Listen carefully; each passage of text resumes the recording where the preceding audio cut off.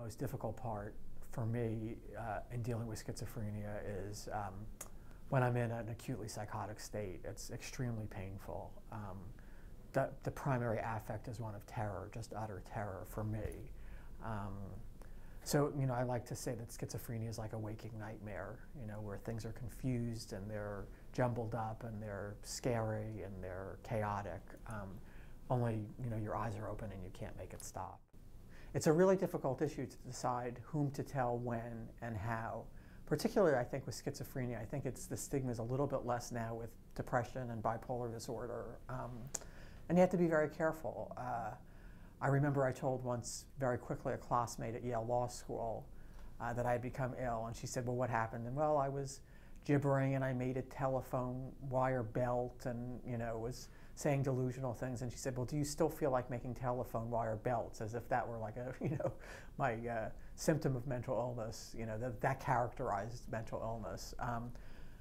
I had a funny story. I was walking with an administrator who I was going to dinner with, and she had read in the newspaper about a man who a mentally ill man who had killed someone, and she said she's really afraid of people with mental illness because they're so dangerous. And I said, well, you know what? The truth is they're really not generally more dangerous than other people, and certainly much less dangerous than substance abusers. She says, well, I don't know, maybe I'm prejudiced. I mean, I never met anyone who had a mental illness. And I said, oh, you mean you never met anyone you knew had a mental illness? At which point she said, could you please take me to my own car? And it was a joke, and she laughed, but it wasn't a joke.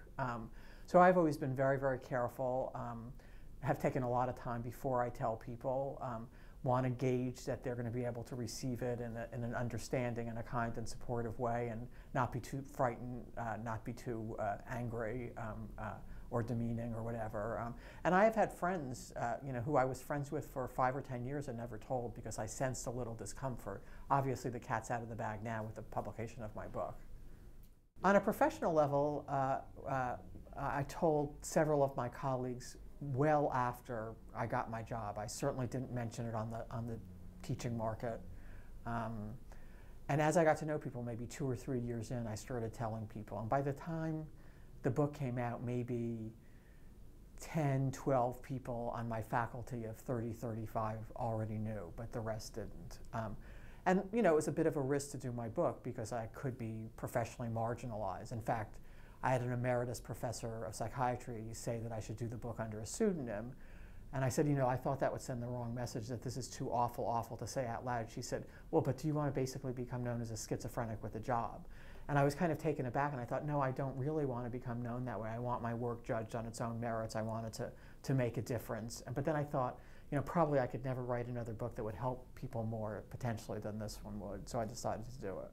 The reaction to the publication of my book and the disclosure of my illness has been incredibly supportive, incredibly kind. I couldn't have asked for a better response. I'm getting tons of email, mostly from families and consumers saying, thank you for giving hope, which was one of my main goals in writing the book. Some from people saying, how can I get my sibling, spouse, child to take medication?